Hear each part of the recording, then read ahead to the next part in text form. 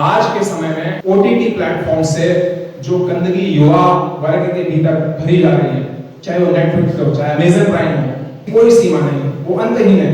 चरित्रहीनता और एक particular type का विचार, और वो पार्टिकुलर टाइप का विचार है कि संसार रहने के लिए इतना खराब हो चुका है कि इस खराब से बिना संसार रूपी गंदगी को अपने चेहरे पर लिपेटे आप सक्सेसफुल जीवन नहीं जी सकते। रामचंद्र जी की पत्नी का अपहरण 35-40 वर्ष की आयु में होता है। राजा के संतान थे, वनवास तो खत्म होने वाला था, 10 राजकुमारियां विवाह करने के लिए की जाती, लेकिन उन्होंने एक स्त्री को वचन दिया हुआ था और अपने कुल की कीर्ति को भी जानते थे। रघुकुल रीति सदा चली आई, प्राण जाए पर वचन न जाए। एक पत्नी व्रत का पालन किया। पिता ने 3 विवाह किए, उन्होंने सबसे पहला वचन एक और दे डाला, एक्स्ट्रा दे डाला, सदा एक ही पत्नी के साथ रहूंगा, सदा उसका पालन किया। अपने जीवन को दांव पर लगाया, लेकिन उस वचन की रक्षा करें। आज के समय में नेटफ्लिक्स मूवीज ये सिखाती हैं कि गंदे संसार में जीने के लिए गंदा बनो, लेकिन रामचंद्र जी हमको ये सिखाते हैं कि राक्षसों का संहार तो करो, वो तुम्हारा परम धर्म है, लेकिन राक्षसों का संहार करने के लिए तुमको राक्षस नहीं बन जाना है। चित्रकूट पर्वत पर जब भरत जी उनको वापस लेवाने के लिए आते हैं और जब रामचंद्र जी को यह सूचना मिलती है, पहले तो लक्ष्मण जी बड़े आंदोलित होते हैं कि सेना के साथ में आ रहा है, इसको तो मैं देख लूंगा।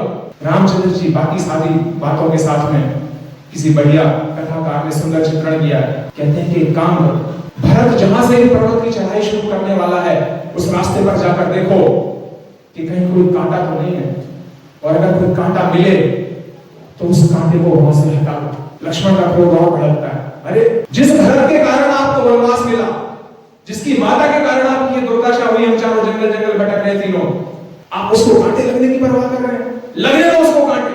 रामचंद्र जी कहते हैं मुझे उसके कांटों की परवाह नहीं। गुरुकुल में रहकर उसका शरीर तप तप कर वज्र जैसा इतना कठोर बन चुका है कि 10 कांटे भी लगेंगे तो उसको पता ही नहीं चलेगा, लेकिन अगर एक भी कांटा उसको चुभ गया, सांस दे गया, तो सबसे पहली बात भरत के मन में यह आएगी कि जिस रास्ते पर चलने से मुझे कांटे लग रहे हैं, मुझसे पहले मेरे भैया इसी रास्ते से मेरे कारण से गए होंगे, और मेरे कारण से इस रास्ते पर चलकर उनको भी अवश्य कांटा लगेगा।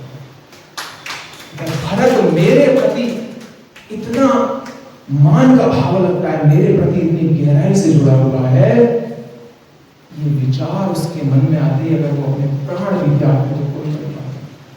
ये भरत के धर्मात्मा बने को तो दर्शाता है, लेकिन ये रामचंद्र जी की उस भावना को भी दर्शाता है। वही रामचंद्र जी जो राक्षसों को मारने के लिए किसी सीमा तक जा सकते हैं, लेकिन मानवीय संवेदनाओं को, भावनाओं को जिन्होंने एक क्षण के लिए भी अपने हृदय से नहीं जाने दिया।